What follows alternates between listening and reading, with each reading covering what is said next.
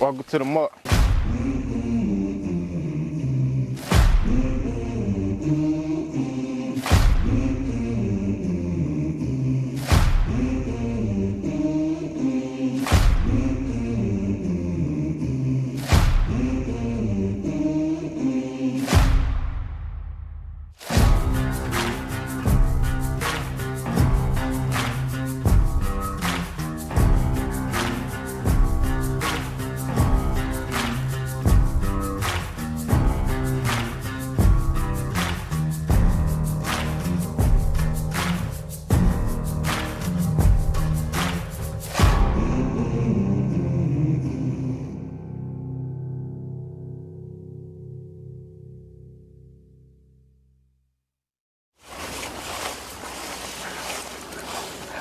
There's a myth that's grown legs and run further than anyone in this region of Florida could have imagined. That chasing rabbits during the burn down of the sugarcane fields makes for quicker, faster, and more agile athletes. Drive 60 miles north from Broward County or 40 miles east from West Palm Beach, and on the bank of Lake Okeechobee, you will find a handful of small towns known as the Glades, often called the Muck. The Glades area, we're affectionately known as the Muck because of the rich, dark soil that we have here that can grow just about anything that you plant in it. Now, if you've heard of the Muck, it's probably because the area is known for producing more than 50 football stars. Sundays is church, Friday nights is football. And on this Friday night, the sports world is tuned in for one of the biggest, grittiest high school football rivalries, the Muck Bowl. I'm rooting for the Pahokee Blue Devils!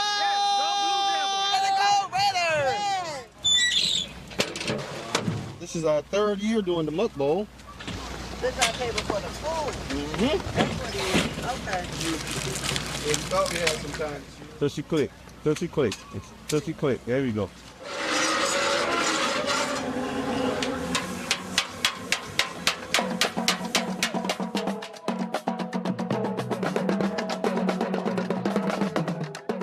It's for the kids? Okay. 3.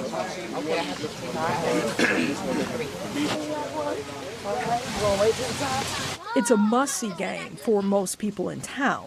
Luz Torres and her kids are no different. The top makes it a good game.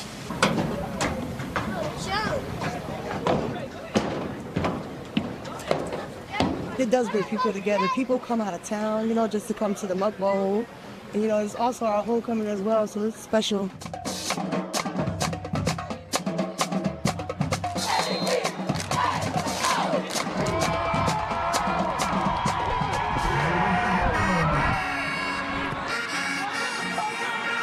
It does get pretty intense. Emotions on both sides, because everybody wants to win, but they can't be more winners.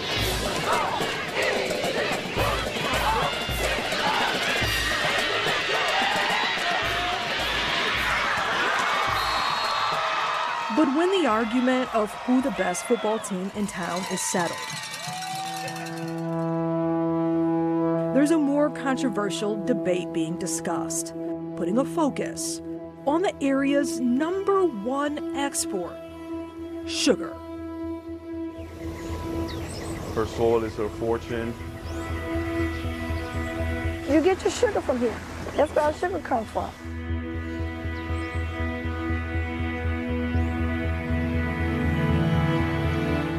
The sugar industry is probably the largest industry that employs people that live here.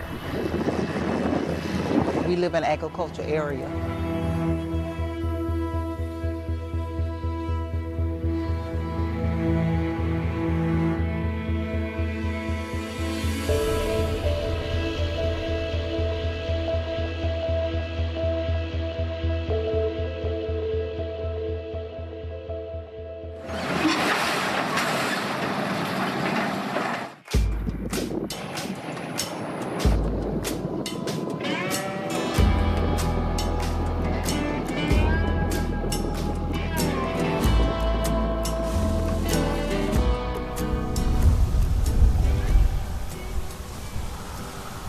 When the cane would burn, you would see the smoke, the ash. It's just, I guess, billows of smoke and ash fall into the air, and then whatever goes up eventually will come down. A lot of people call it black snow because it truly is traveling like snow, you know, as the wind carries. And if you are close enough, like you see a lot of it. Even on 27, they shut the traffic down because people can't see.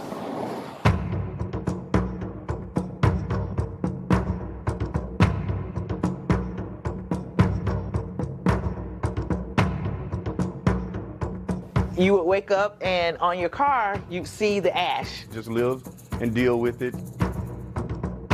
The burn is a nuisance. But Luz Torres says the black snow is more than a nuisance for her family. Back there, you have Hannah. I have a 9-year-old and a 7-year-old, and I think we're gonna keep it homey and keep it home, and we're gonna just finish it out right here. They say when you come to the muck, you're kind of stuck. It's a very small town. I mean, you go to your stores, you know everybody. My daddy moved here because he was a farm truck driver, and he thought he can do something good by working in the fields. But you know what? I love the Glades. The sugar fields, those are our backyards. We drive those going to school, back and forth to work. It's inevitable. You can't come out here without passing a field or seeing a bird, or there's no way during that season. When they burn the sugarcane fields, it's piles of smoke and ash that rise into the air, and it all rains down just like it would rain on you. Like right now, we're kind of like in our allergy zone. Set, hi.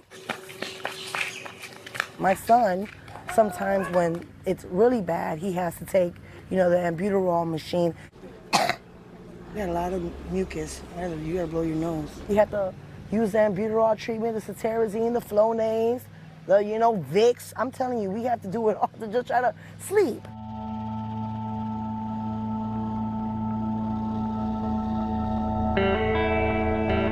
It's just highly allergenic.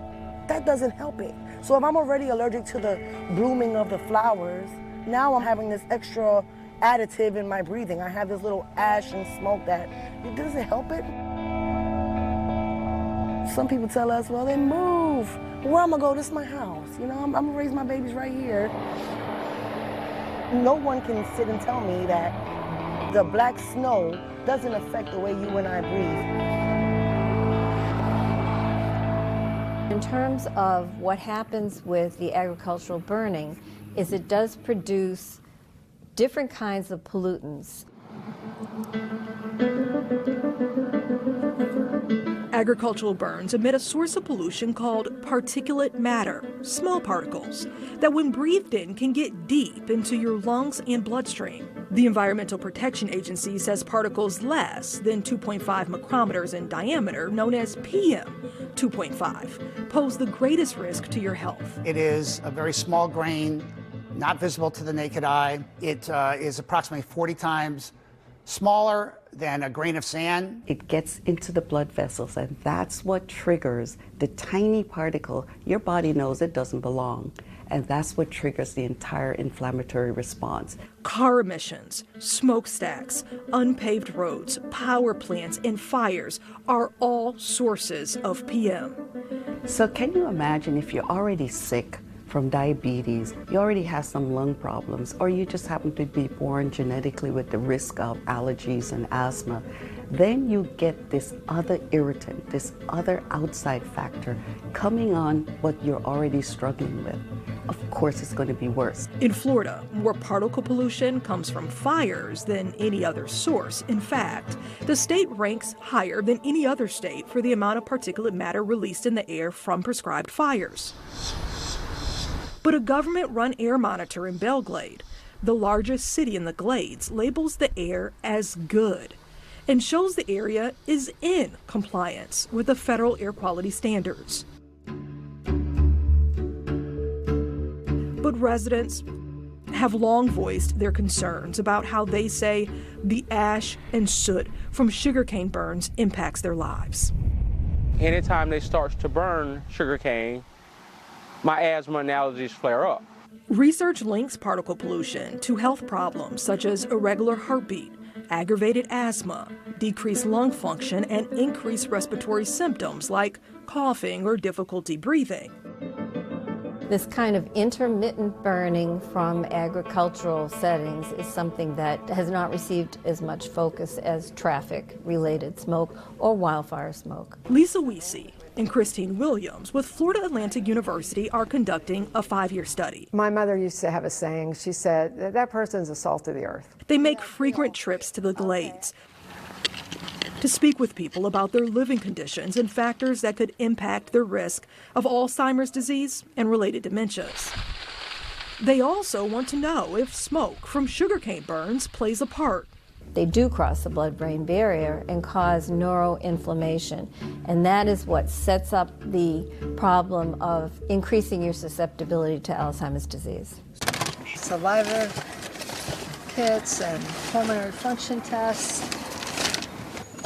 But what I want to do is when we were here last time, there was a couple people who said, oh, just come back. We're here all the time when you want to do your research. So I just wanted to talk with them. I'm Dr. Lisa Wiese from the College of Nursing at FAU.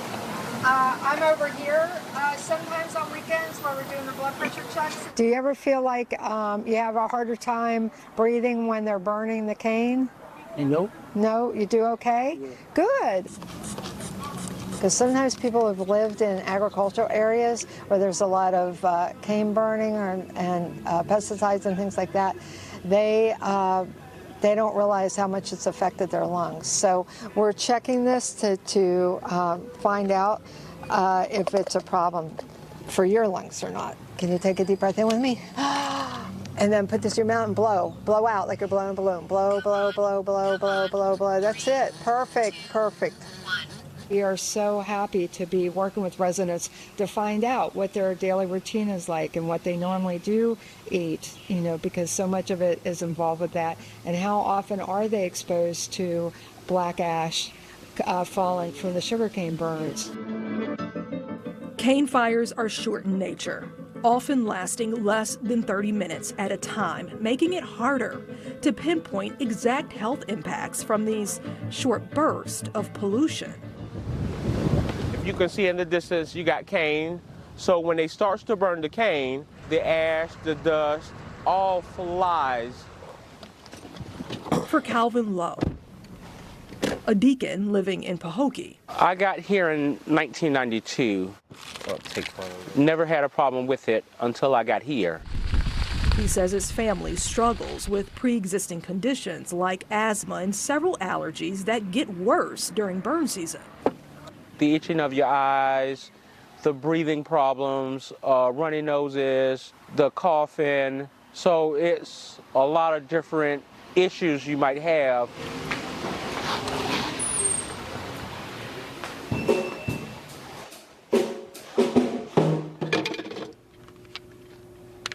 Testing 1, 2.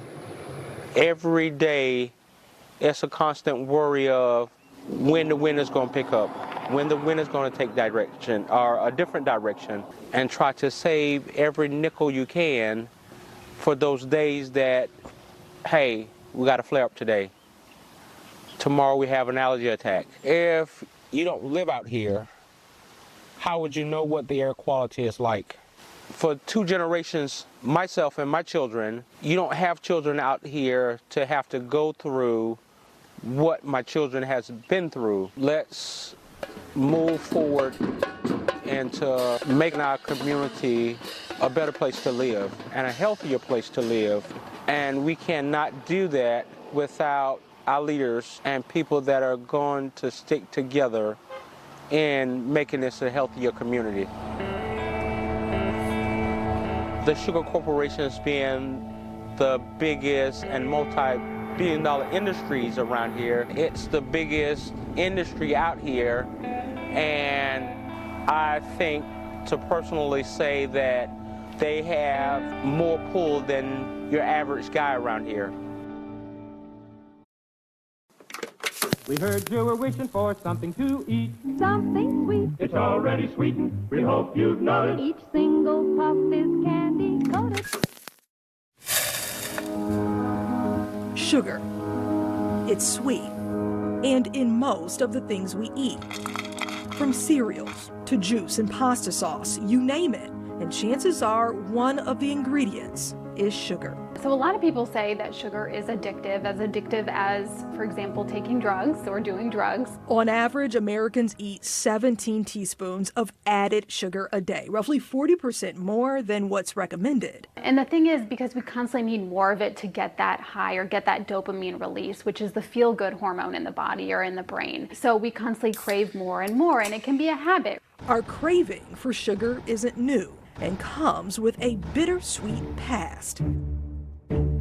In the 15th century, sugar consumption started to take off in Western Europe. Soon, demand grew so much that production expanded to the Americas, where sugar plantations used millions of African slaves to harvest the crop.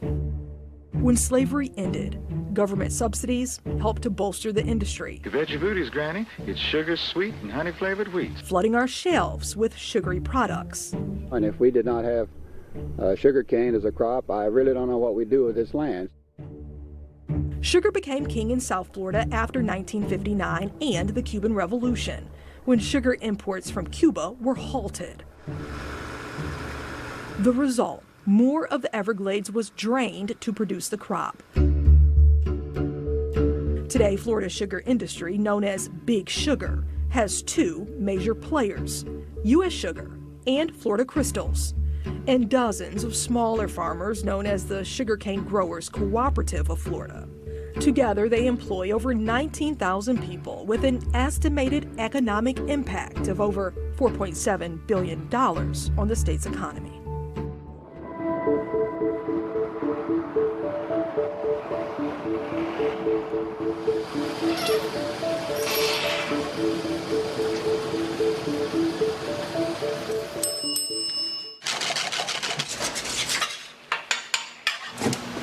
I get it directly from U.S. Sugar in just massive 50-pound bags.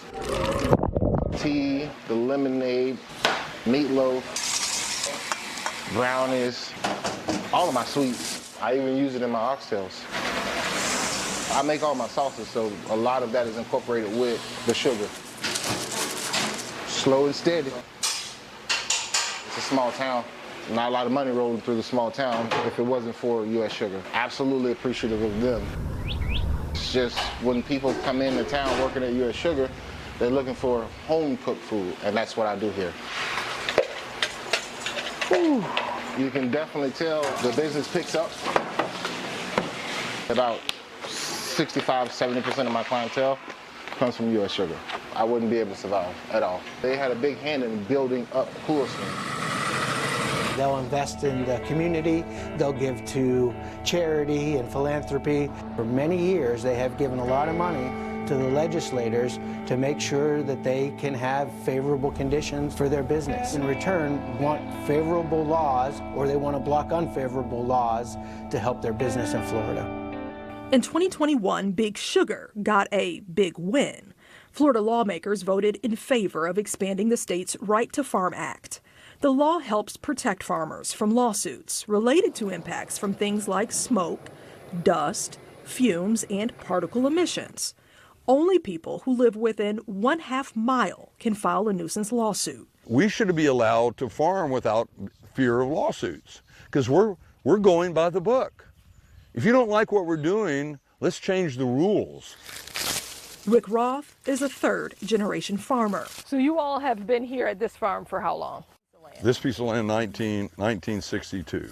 And also a Florida state representative who voted in favor of the Right to Farm Act expansion. I am a sugarcane farmer. You think he has to tell me how to vote? I already know how to vote.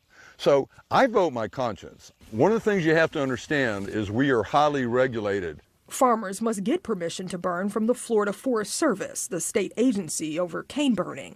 The Florida Forest Service offers training and certification courses to sugar companies on conducting safe, controlled pre-harvest burns. The mill doesn't want all this green fiber.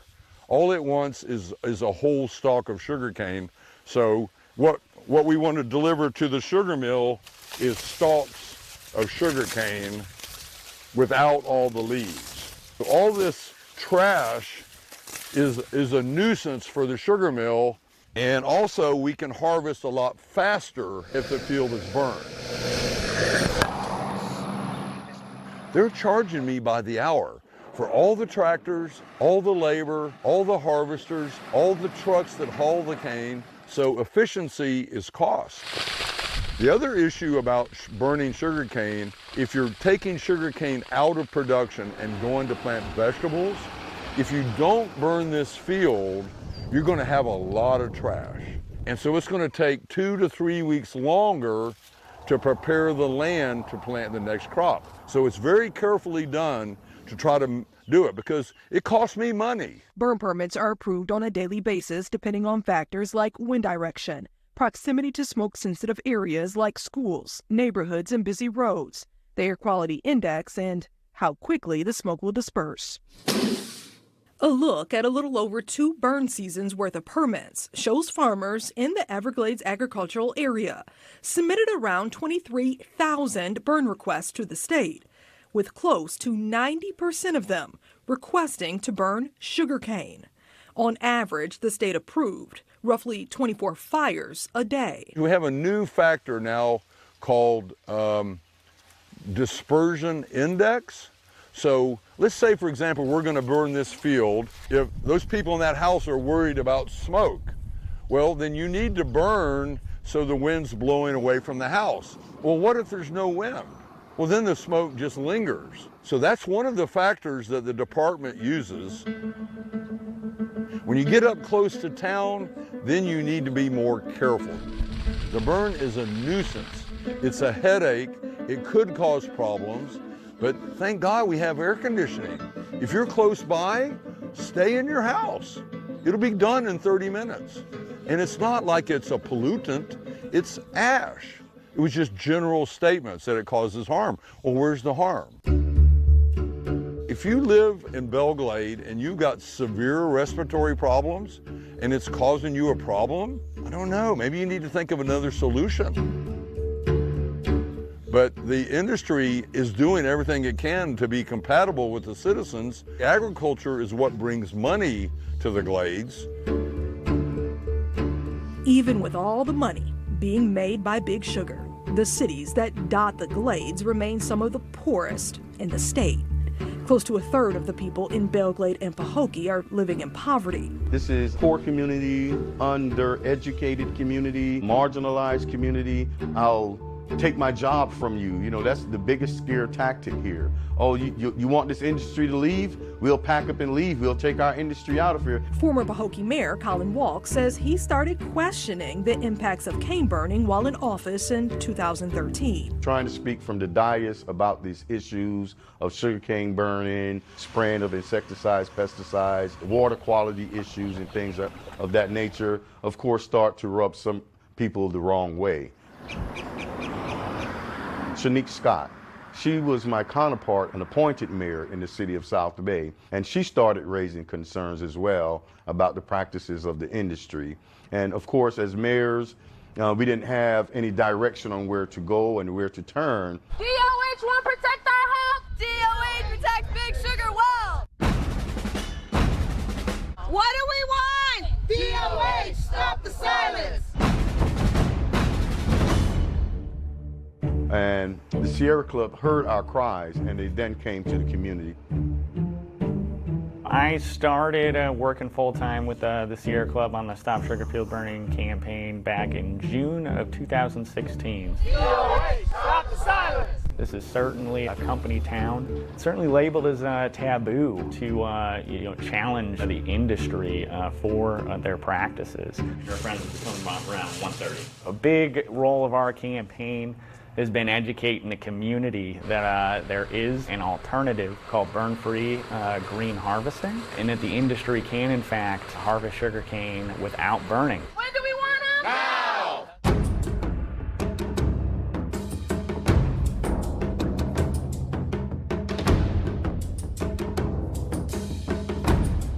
DOH, where's your concern? Issue the warning about the burn! We're hoping that this could lead to a resolution that could put the industry on the path towards green harvesting, or lead to burn-free buffer zones. Sugar's burned 8 months out of the year. What do we want? Healthy pastries! When do we want them? Now! And they had you sign up if you were interested to try to get more information by email, so I did. I signed up. They offered me a sign. I took the sign, I looked up at all those different articles and findings, and I thought this is really interesting. I felt like if just one person complained and said, hey, it's hard for me to breathe, that the sugar company would just do what they could to try to, help out.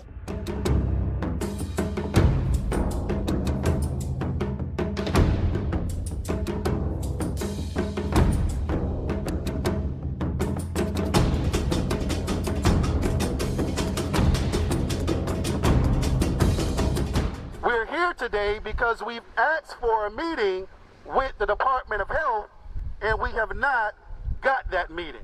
The Department of Health has issued many warnings to the Glades whenever there's blue algae in Lake Okeechobee. Why aren't they issuing any warnings when they're burning sugarcane around our homes, churches, and schools? We demand that we get the same type of warning so parents, the elderly, those who have respiratory issues can know when to stay inside when they're going to be burning sugarcane fields in the Glades.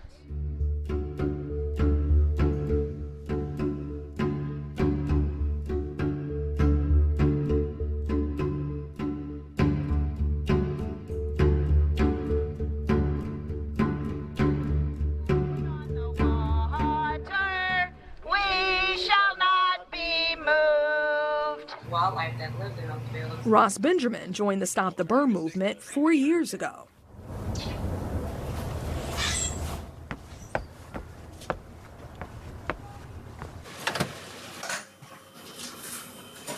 You lock up inside here, you do the air conditioning thing, but it still comes through the vent. The smog, and when you step outside, you'll see the soot on the car. You could go, you put your fingers and you pull it down. You say, oh man, it's like residue. It personally affects my health. I was diagnosed with COPD. Benjamin says after years of smoking marijuana, he was diagnosed with COPD. He no longer smokes, but says his breathing becomes irritated during burn season from the ash and smoke from fields that surround his home.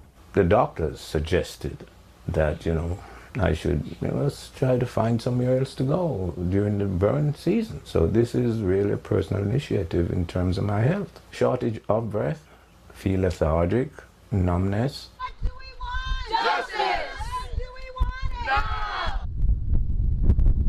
To escape the ash, he says he often stays with family and friends and leaves his home in Lake Harbor, a place he moved to 11 years ago, with the goal of living a sustainable life off the grid.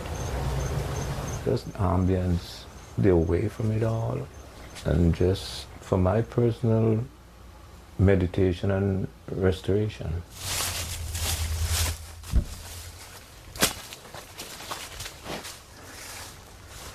Yeah, this is we call it Ethiopia apple. It's an apple tree right here.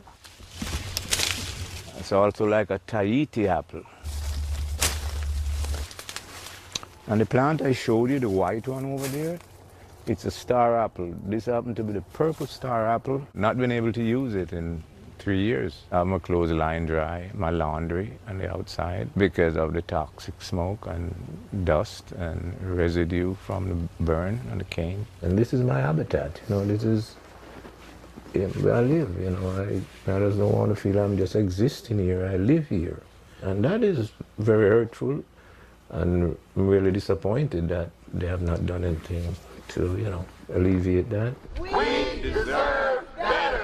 is not my idea, but just adopt a practice that we all can, in a way, live with. DOA, stop the silence!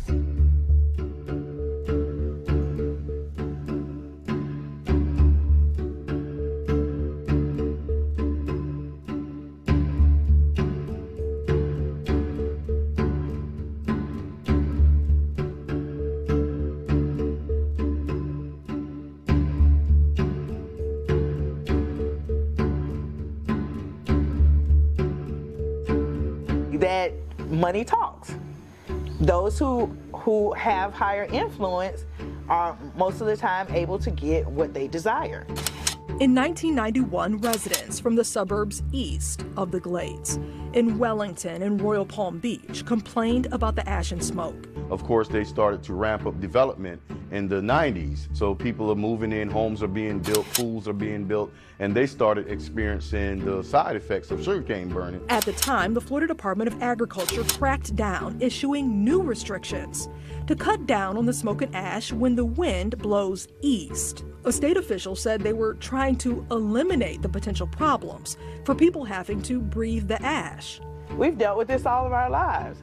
Now that they're a new development and they don't want the black ash in their yards and in their community, you know, now they know what to do to ensure that it doesn't happen. Most people living in Belle Glade, Pahokee, and South Bay in the Glades are black or Hispanic, with white people making up less than 12%, while the eastern suburbs of Wellington and Royal Palm are between 40 and 60% white. The current criteria allow burning when the winds blow from east to west, but there are more restrictions on burning when the winds are prevailing from west to east. Current regulations from the Florida Forest Service show burning is allowed with any wind direction in the zone that covers the cities of the Glades.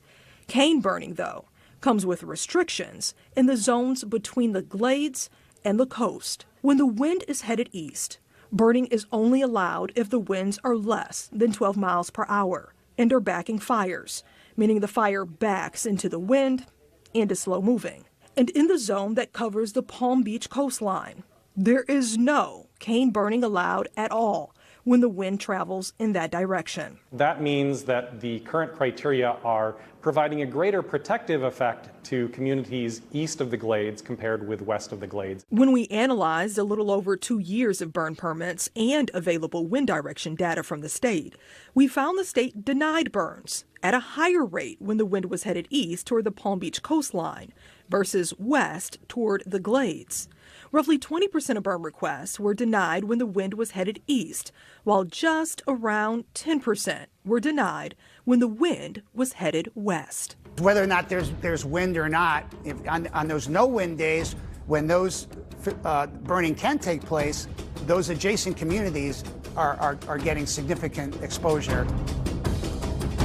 So that should let you know if it's pushing towards the coast where more of the money is, they don't burn.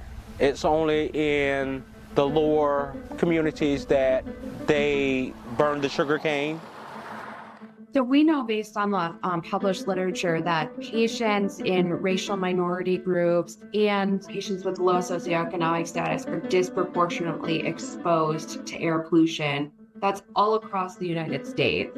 And that disproportionately then impacts their health. When a Black community is going to face a disproportionate burden of an environmental hazard, we should absolutely be evaluating who's bearing that burden and what policy do we need to put in place and practices to ensure that they aren't disproportionately burdened and that their health is protected. So when we're thinking about environmental justice, that's really a movement concerned with addressing the environmental racism that's been embedded in policy decisions that disproportionately disposes of hazardous waste in Black communities. Abigail Fleming with the University of Miami Environmental Justice Clinic says Florida has known cases of environmental injustice.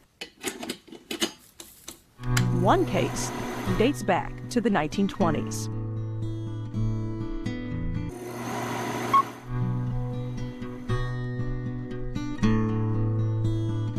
The end of Old Smoky in a pile of dust is probably a fitting finale to this polluter known for the smoke and ashes it poured forth during its lifetime. Where Old Smoky stood for some 13 years, the city will make a park. So perhaps Old Smoky's legacy will make up for the annoyance it caused throughout the years.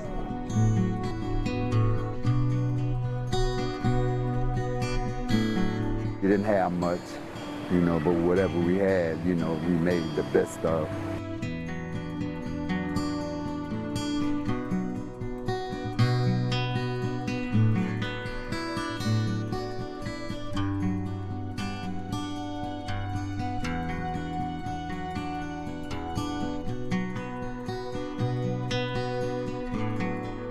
Municipal trash incinerators are, well-known sources of dangerous pollutants. So trash incinerators have both fly ash, which is emitted from the smokestacks, and then also bottom ash, which is generated from the actual incinerator furnace. So the city used this as for all their municipal waste. So some of the toxic chemicals are things like lead, dioxin, arsenic, and all of which are known to be dangerous to human health.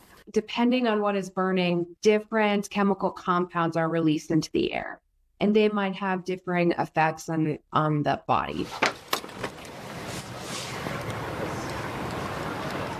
Smoky here in a predominant black neighborhood, it was okay. But then we played in it like it was snow, Black tar, falling from the sky, down on top of the house. Going in the house, sometimes they would shut the school down just because of the smoke that was coming into the school. And we didn't think about the damage that it was doing, it did to the neighborhood. And I remember in the mornings when the smoke would be burning, the smoke where you could look like a fog coming across the field. Was this a park back then? This was a park. We played basketball out here and they had a tennis court. And we played on this hill right here too as kids. We used to ride our bikes and skates and stuff down there. And all of that happening in the midst of smoke coming from the building. Because we didn't know. When you're a kid, you're not thinking about that.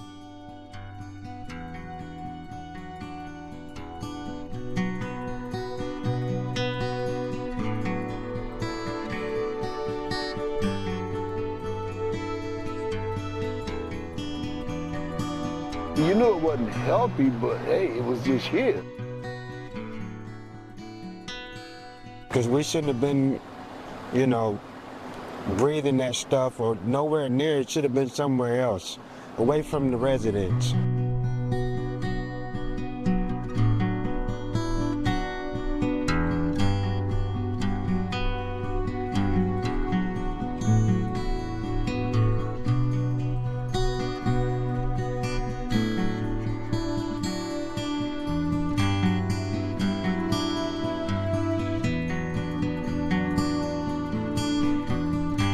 My father used to work over there. I used to have to take him his lunch, and it was just, I felt kind of good, going over there, but I didn't think on the tragic that it had, and that it was leaving, that it brought, and that it had on the neighborhood. But he had to quit because he started getting ill. The goal is to ensure that residents who were exposed to these deadly toxins have access to testing and health care that they desperately need. It's a huge issue because a lot of times when you see a toxic spill, the place that you see it is in an impoverished community. City knows it's wrong now, but not coming back and addressing that and making it right.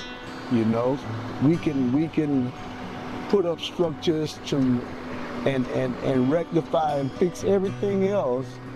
But when it comes to African American communities throughout the United States, right? Governments don't want to be held accountable for that.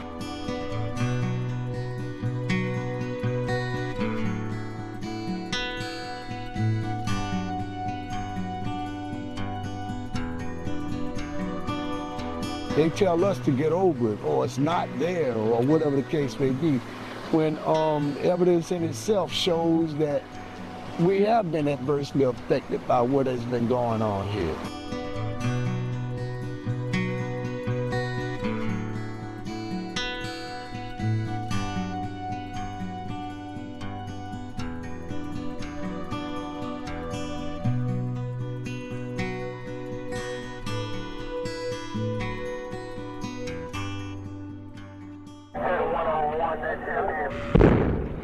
Old Smoky was in operation before the federal government began regulating air pollution.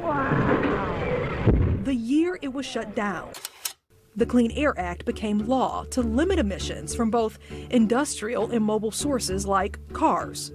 The same year, the U.S. Environmental Protection Agency was created. My name is Scott Throw. I'm currently Vice President of Throw Environmental. It's an environmental consulting firm. Prior to that, I served for 30 years at the United States Environmental Protection Agency in Washington, D.C. These are requirements that are put in place by the federal government to protect public health and public welfare. The EPA determines if air quality standards are being met based on data collected from air quality monitors located throughout each state and operated by local governments. They have responsibility for the placement of these monitors.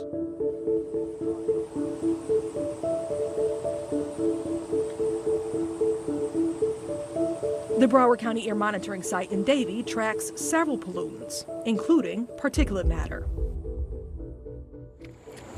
So this is our continuous monitor. As long as this instrument is running, it's constantly doing its job of just reading PM readings and sending the data through our data logger. And from there, we do the rest and sending it to EPA and also updating our residents about what the local readings are. For example, the footprint of the analyzers at this site, I would say, is an accurate representation of the air monitoring or the air quality in Davie. It's accurate within a neighborhood scale. The air samples provide real-time data that can be tracked by the minute.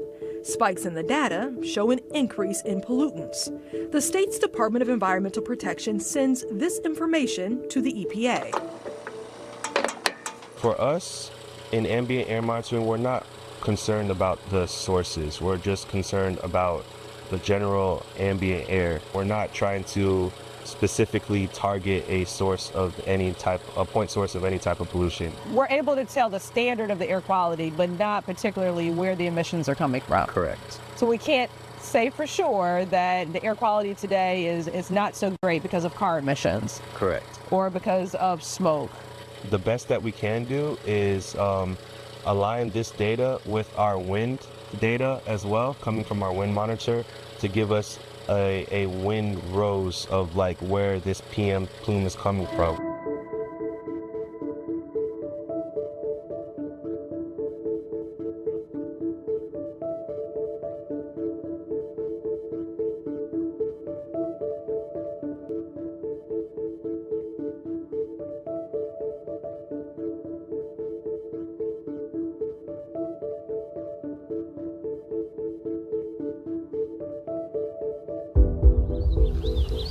In the sugar-growing region where crops burn daily during harvest season, the AQI shows substantially more good air quality days than moderate or unhealthy days.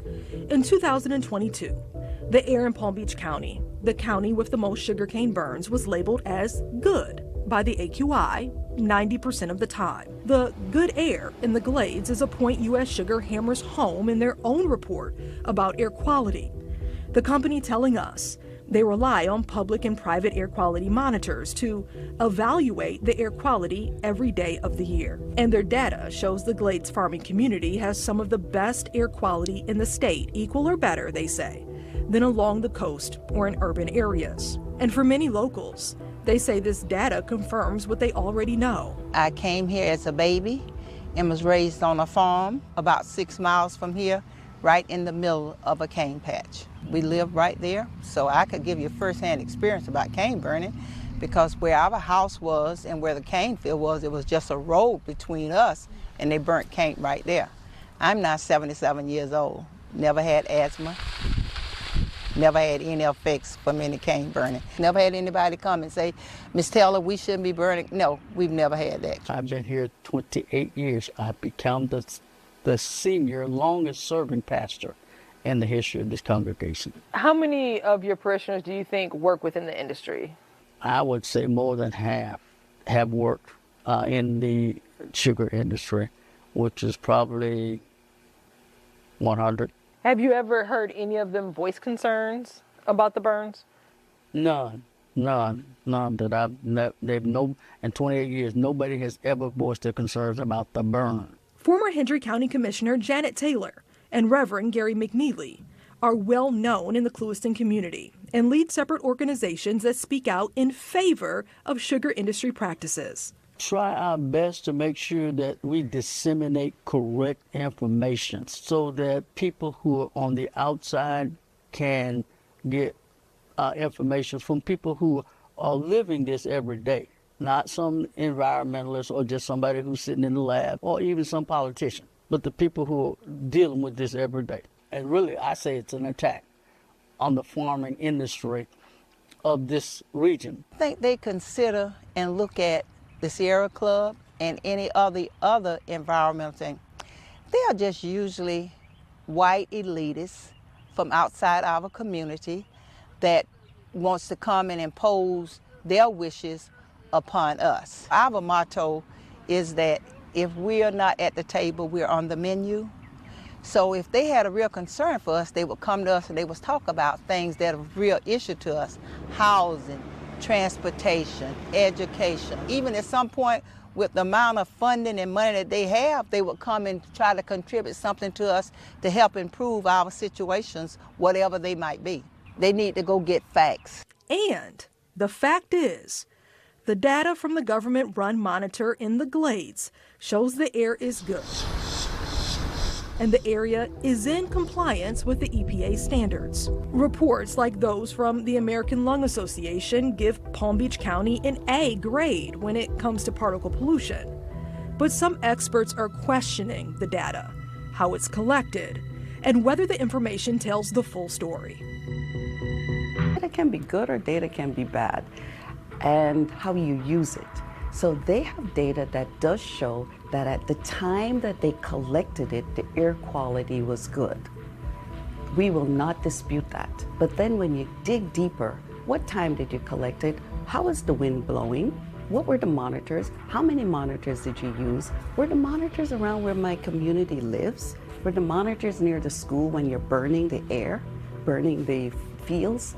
So if you can show me all of the details, and when you break down the details, when they show you when they monitored, it did not reflect the true picture of the times that the damage is being done. In 2021, the air quality monitor in Belle Glade was upgraded to show whether the air was in compliance.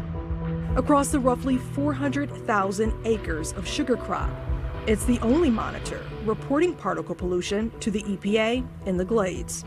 The next closest monitor tracking PM is 35 miles away, closer to the coast, outside of the sugar-growing region. I would say it is not sufficient to accurately determine the emissions from burning that those adjacent communities are being exposed to. These are monitors that are put in place generally in areas that are of high population. The air quality monitoring network has really been established in sort of a piecemeal way over the last few decades. The rural monitoring network is really very sparse. There may be only a handful of monitors covering a really wide region in an area farther away from an urban center.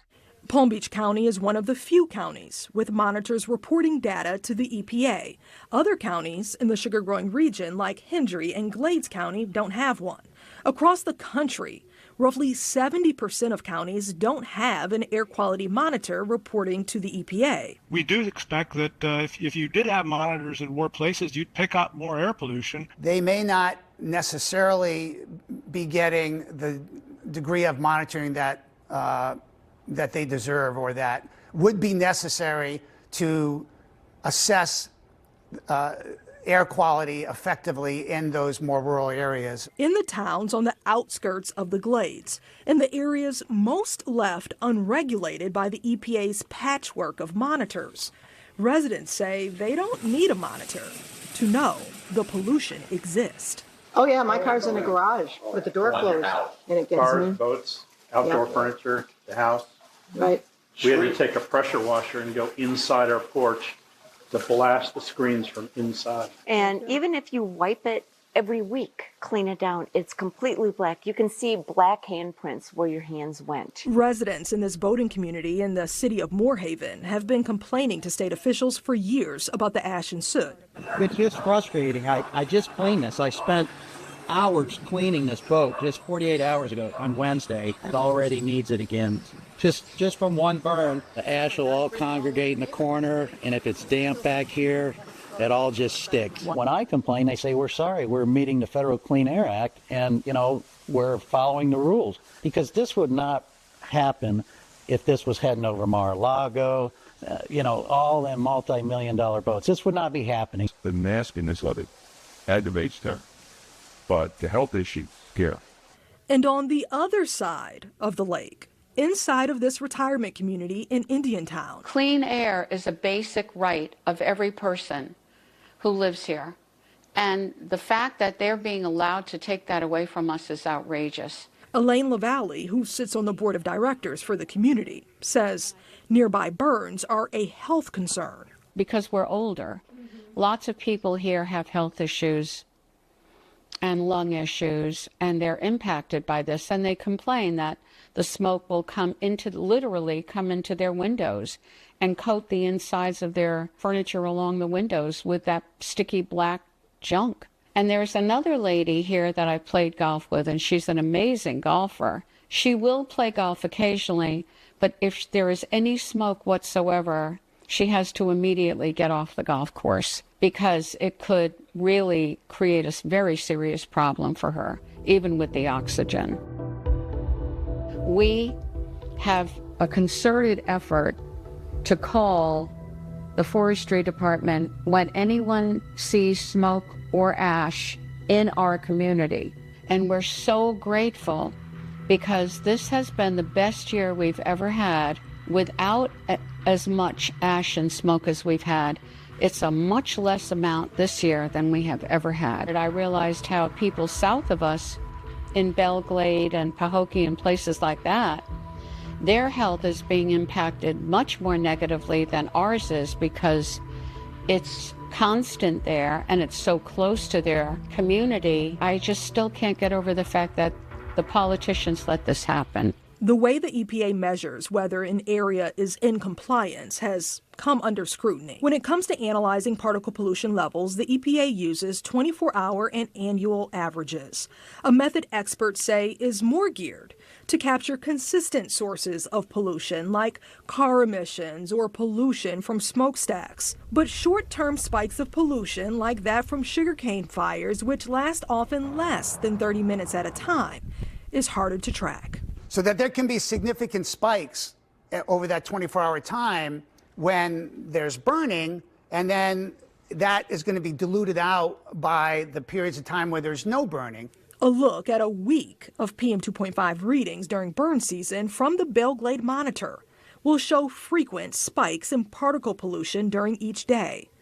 But even with the spikes, our data shows on no day, in roughly a 2-year span, does the daily average ever go above the limits set by the EPA, even on days when more than 1,500 acres were authorized to be burned. Obviously, when you're talking about 440,000 acres of fields being burned, there's no way to capture those emissions effectively.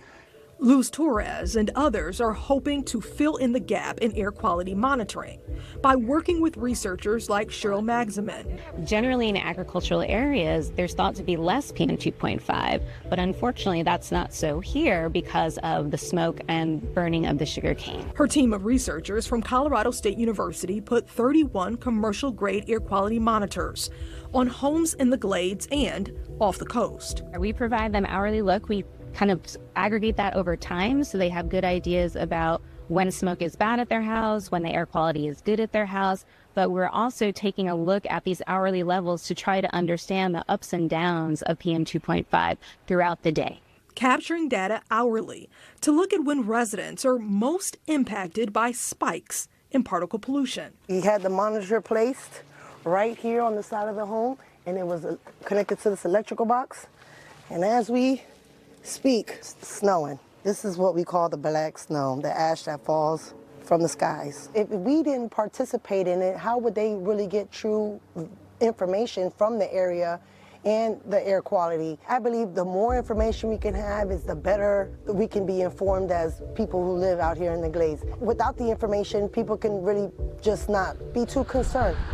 Smoke, whether that smoke comes from a wildfire, a landscape fire, or an agricultural burn, changes the entire picture of what we try to understand about PM 2.5 and health effects. And a lot of that comes from this idea of trying to understand these small impacts from these small fires. I noticed that our spikes here where I live happen in the evening times. So that made me feel like during the day when they do the majority of the burning, it takes that long for it to impact my area. The ash falls so much, we are just so accustomed to it, it's like we don't even see it, you know? But then when you sit back and say, hey, this is really happening to us, you can just be overwhelmed with the constantness of it. Neither the EPA nor the World Health Organization currently has a standard for PM 2.5 exposures less than an hour, like pollution from cane burns. But researchers say exposure to particle pollution, even in short times, can make pre-existing conditions worse. As far back as 1991, Palm Beach County health officials reported increases in patients going to hospitals in the Glades for asthma and allergy symptoms during burn season. In 2021, the investigative organization ProPublica and the Palm Beach Post newspaper reviewed 8 years of hospital data. They reported a spike in hospital and emergency room visits for respiratory illness rose by 35% for Belle Glade residents during burn season. At the time, experts who reviewed the data told the paper the analysis cannot speak to the cause of any illnesses, but the data is useful for understanding broad trends between seasons. And the findings suggest a need to examine health trends and the potential link to cane burning more closely. When the two largest sugar growers were asked about the newspaper's findings, at the time, Florida Crystals didn't have a response, while U.S. Sugar questions the reporting, calling it an advocacy expose. At the time, they said the analysis didn't take into consideration individual factors like age, medication and medical history, smoking history, and percentage of the population on Medicaid, which are critical factors when analyzing data. The company also points out burn season runs from October through May, which lines up with two other seasons, pollen and flu season, factors that can impact environmental conditions. R.D. Williams, the CEO of the Hendry Medical Center in Clewiston, says their facility sees little fluctuation in the number of patients seeking care for respiratory illness month to month. There's nothing that I've seen looking at volumes in our primary care clinics and within the emergency department that would lead me to believe that harvest season impacts folks any differently than any other time of the year. He echoes what the sugar industry has already pointed out. Changes in hospital visits during burn season could be attributed to the coinciding flu and allergy seasons. Well, we have some seasonal respiratory illnesses, but primarily they tend to line up with the respiratory disease seasons, the flu season, RSV, and last couple of years with COVID. In a statement, a spokesperson from U.S. Sugar told us, as is often the case, allegations of negative health effects promulgated by anti-farming activists with special interest groups with an agenda are based on unproven, anecdotal assertions, totally lacking in any scientific basis. They go on to say, there is no data that shows a correlation between these conditions and farming practices. But evidence is mounting to suggest otherwise. A search on the National Library of Medicine brings up dozens of studies from across the world that examine the impact sugarcane burning has on the health of people exposed to the smoke, ash, and soot. One study tackled the topic in the sugar-growing region of Florida. So we used satellite data, we used surface monitoring sites, and we used an air pollution model. And while you could criticize any one of those three, all three of them together actually tell a consistent story about the amount of smoke produced by sugarcane fires. And so that's really a strength of our analysis, showing that they all agree. Meet Christopher Holmes. Are you saying that sugarcane fires are killing people? Yes. Holmes is a scientist at Florida State University. This study, published in 2022 by Holmes and his colleagues, says sugarcane burning can lead to an estimated 2.5 deaths annually across South Florida. Worldwide, we know that breathing in fine particles increases your risk of early death, and it's one of the top 5 leading causes of risk factors. We found that over that 10-year period, about 7% of the fine particle mass is coming from sugarcane fires. And we know that fine particles increase your risk of early death, and so the sugarcane fires are increasing the risk of mortality for people living in that area. The peer-reviewed study looked at air pollution models, satellite images, PM 2.5 readings, and health records for conditions like COPD, diabetes, lung cancer, stroke, and lower respiratory infections. What we saw happening at the Belle Glade monitoring system is actually something that's happening throughout the sugarcane growing region and not elsewhere on the Florida Peninsula. And what we see is in the winter harvest season, there is a spike in the concentrations of fine particles in the late morning, and that corresponds to about the same time when sugarcane fires are starting to burn on that day. The study found over a 10-year span, monitors in and closest to the glades were the only monitors in South Florida to record higher mean particle pollution readings for PM 2.5 in the winter, which is during burn season. We actually found that the amount of fine particles directly emitted by these fires is very similar to the amount of fine particles emitted by all of the cars driving across the entire state of Florida. Despite this, Holmes says sugarcane fires only account for roughly 7% of the fine particle pollution in the glades. The overwhelming majority, roughly 93%, is coming from other sources. There are a lot of sources of fine particles: vehicles, industrial sources, commercial and residential sources, and wildfires. So sugarcane fires are emitting smoke into this environment that has smoke from and fine particles from all of these sources. U.S. Sugar disputes the study's findings, calling it bias. And scientist Adam Love with Rue Associates, an environmental consulting company, published this critique of the study. He doesn't debate health impacts are linked to PM 2.5 exposure. EPA has done a thorough evaluation of this. I think the science has been fairly well established. But he does question the methods used by Holmes and his colleagues. There wasn't a clear observation of increased PM 2.5 in the data that was available. We identified a number of different areas where all the numbers that they put in were really sort of overestimates, really the high end of what you would think would be a reasonable input to the model. And so it wasn't a surprise that then the model output would give a skewed answer. Last question, are you paid or did you receive payment in any kind of way from the sugar companies or from anyone within the sugar industry? Yes. Let me start by just saying, though, Rue is not a type of company where we get hired to do to sort of take their position, right? We get hired because they want to know what the truth is. And so in this case, we got hired because the Florida Sugarcane League wanted to know whether or not there was validity to the claims that were put in this article.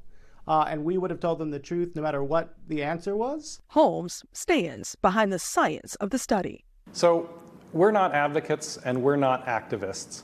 Our goal here is to deliver the best scientific data and information to help people in the Glades and South Florida make the best decisions for their communities. So we're not advocating for or against any practice of sugarcane harvesting.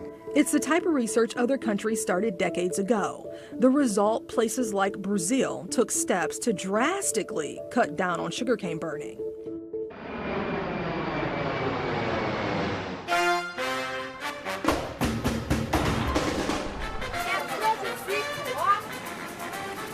Brazil is the world's largest producer of sugar, growing 20 times more acres of the crop than in the United States. Sao Paulo State is home to the country's largest sugar-growing region. The people here have a saying: sugar is in their DNA. So this is sugarcane juice, very common here in Brazil. One with lemon, one without lemon. Ah, that's so good. They aren't just eating sugar in their food. The majority of cars in Brazil run on a mix of gasoline and ethanol derived from sugarcane. And the crop is responsible for creating close to 9% of the electricity in the country.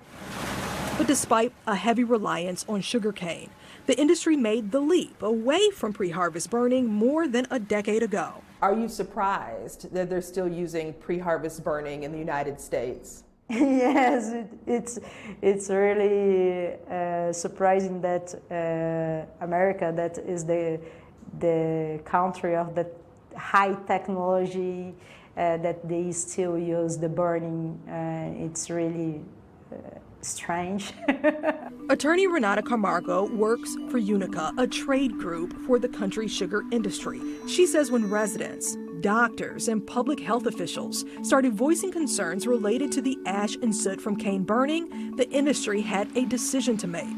Mainly the harvesting with the burning was really causing lots of concerns, mainly into the respiratory problems. So the sector was with an image problem and with an economic problem too. In 2002, Sao Paulo passed a law mandating the elimination of sugarcane burning within the next 2 decades.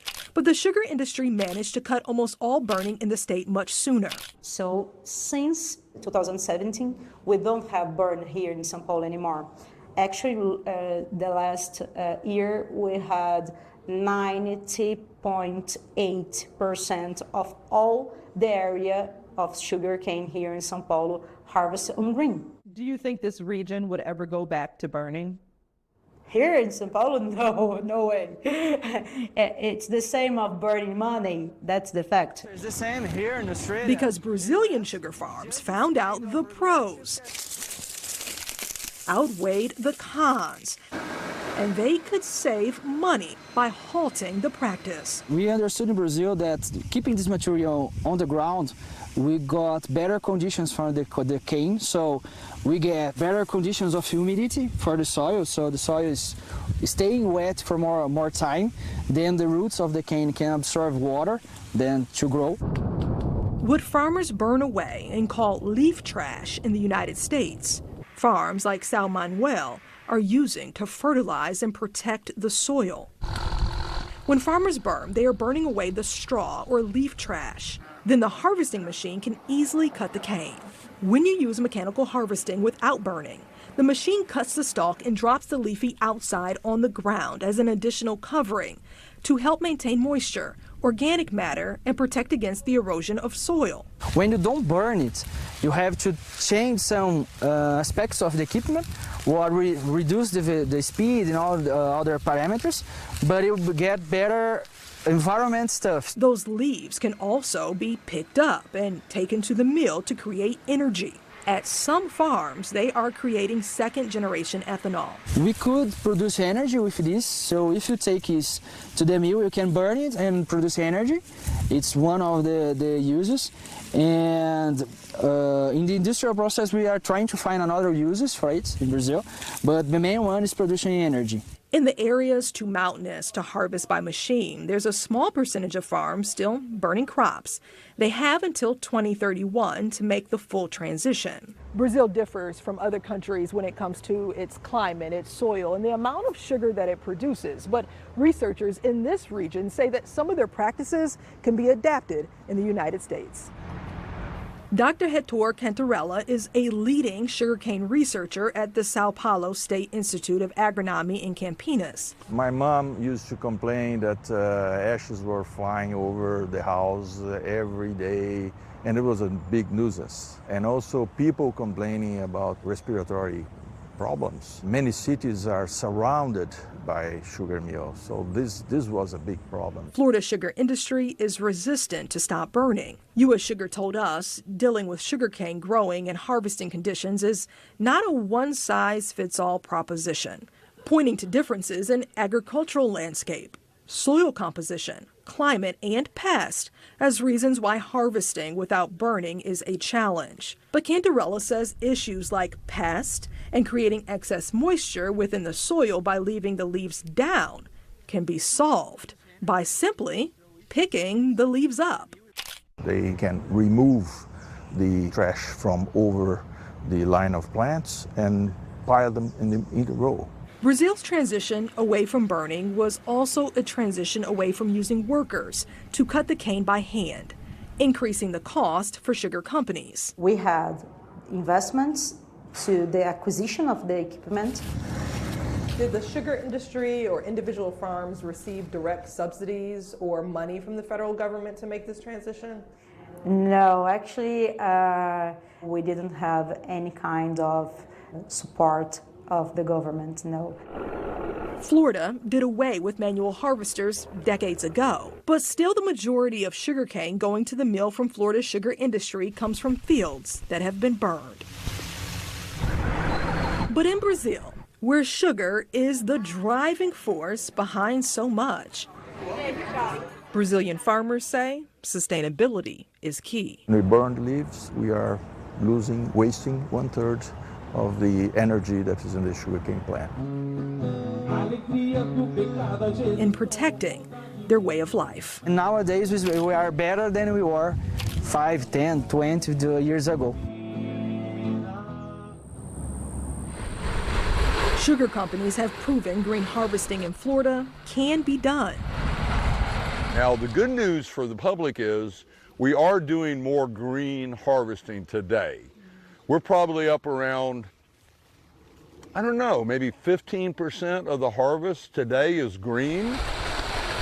Green harvesting has been spotted near highways, homes, and retail locations in and around the Glades. We're trying to figure out ways to do more green harvest. We typically have to slow down about 30% slower in a green field because you just got more trash, the operator's having trouble seeing. Another issue we talk about is in a green field, if you have a spark or a fire, the operator could be in the middle of a fire.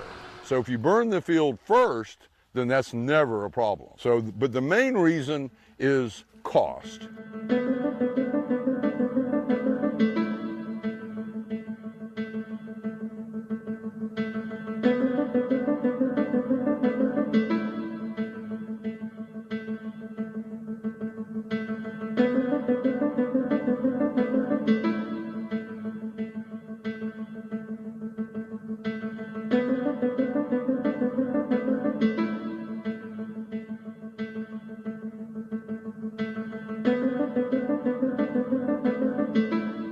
The one we hear the most is, we're radical environmentalists. We're trying to put the industry out of business.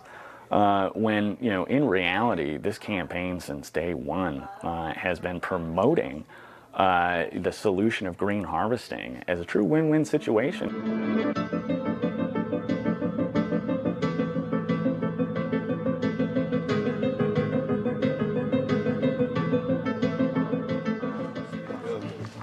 What's going on, Brother Ross? Good to see you. Good to see you. Fred, Hey, thanks for coming out. Always a pleasure. How you doing, Ann? I am well and happy. Good How to are see you? I'm doing good. I'm doing good. All right, you guys ready to go in? I know it. I'll go around that way and sit in that back row. Item number 6, which is the green harvesting win-win for the Glades. Good evening, Mayor, Commissioner, City Manager, residents. My name is Steve Messam, and I'm excited tonight to just share a great opportunity that I believe this region, our communities can definitely benefit from. Many of you may have already seen fields that got picked up green without burning it. And we just think that since some fields can get green harvesting, why not more? So some of the countries who have actually been using green harvesting a lot is Brazil. And the benefits that they have had from an environmental standpoint and from an economical standpoint has been very noticeable. But let's talk a little bit more about some of the economic benefits of green harvesting. There actually are some products that can be produced by the same trash that is being burnt off of the cane stalk. Those leaves that are some people's trash are other people's treasure. Some of the products is biofuel, things like ethanol and biodiesel. These are other products that can be used off of the same trash that is being burnt off of the sugar canes. So what does that mean for our people here? That means that if you use the trash, you can actually create more jobs. You can have green jobs that can supplement the time when the workers who are only working 6 to 8 months out of the year, they now have opportunities to supplement their income by working these other jobs to continue to bring in money. I've been here all my life, and many people in all it's been here all their life. So when we put these in the windows out there, I think sometimes that's what allow the negativity when people don't want to sit down and talk about it, because you're already putting a poison on our industry, saying, you know, that it's causing people to die. It's just that when you have an industry that has so much power, that has so much influence, you know, it's hard for folks to start complaining about stuff, because it's easy for folks to be like, well, here's another study that combats it. Here's this study. Here's this study. We can go study for study, but everyone knows that our kids and our older individuals who have COPD and asthma, whenever it's harvest time, they have respiratory issues. But we're not here to talk about the negative aspect. We're here to talk about is an alternative that can just mute that whole conversation. We don't want to hurt the industry. We just think that our community deserves better, a better quality of life, not having to deal with the black snow and the issues that some folks do have. We're not saying everybody in the Glades have respiratory issues. But as the parable that talks about the 100 sheep, when one is lost, the shepherd left the ones who were fine just for that one who was lost. So if there's anybody who's impacted by this, then we should have a concern. And if there's an alternative that can help, why not explore it? I was one of the critics of Stop the Burn, I'm going to be honest with you, until recently. And when I saw them harvesting green that I thought was impossible for them to do, then it opened my eyes to saying if they can do it on 80, they can do it over on the east side of Belle Glade, and they can do it south between Pardner Park. Why can't we do it wherever there is a community where people are living? I have a lot of family. When I say we, us, I'm talking about my husband, I'm talking about my uncles, I'm talking about my family, my friends, everybody that's worked in the industry. So I'm here to defend them. And many of the employees of the industry are here tonight, so please turn around and tell them that whenever they lose their job, I don't know who's going to be responsible for that. Some people can't just pick up and leave, grab their stuff and leave. Some of these people aren't educated. They need these jobs. That's all they know how to do is work in the ag industry. And let me tell you, when my husband doesn't have a job, I'll be the first one gone. I'll be the first one gone. And with me, my 50 aunts and uncles will too. I have nothing against the industry. I support the industry. I want the industry to thrive. And I believe green harvesting will help them. We're talking about a vision of 100% green harvest. We know it's not going to happen right away. But so it's not an attack. And I get everything is so politicized here because we want to stoke fear. It's not about fear. Nobody's trying to take nobody's jobs. Nobody's not trying to do that. My hope for the future is that every person who says they're from the Glades and loves the Glades would just take the chance, the opportunity to review all this information. And I believe getting better is by green harvesting. And if we open our mouths and speak and say, hey, let's do things different, maybe the people who are in charge and have the hand in it can say, let's try to make a change, knowing that it's not an overnight thing. But I just feel like if they make plans to say, look, we hope to, in X many years, be total green, I would take that.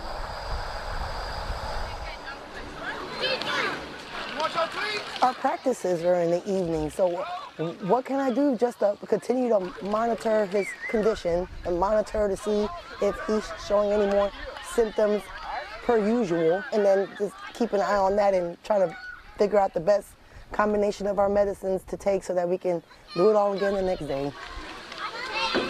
And even though we have our little health concerns, you know, with our breathing and things, it just makes me feel happy that, you know, we're doing all that we can do so that Manny can just be a normal kid, be out here running with the rest of them.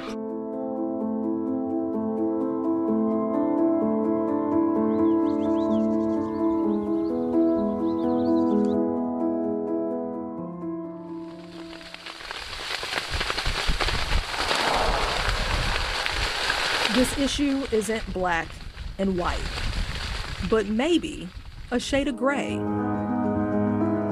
Visit a town on either side of the sugarcane fields and you will find varying opinions. Clean air is a basic right of every person. If we are not at the table, we're on the menu.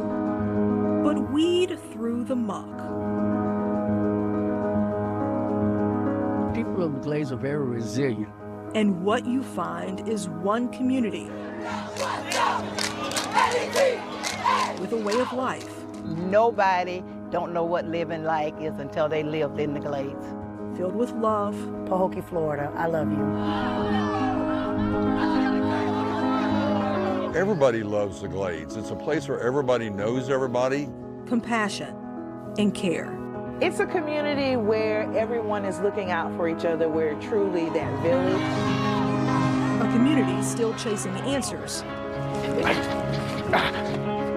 Why aren't they issuing any warnings when they're burning sugarcane? We deserve better. To help protect a people.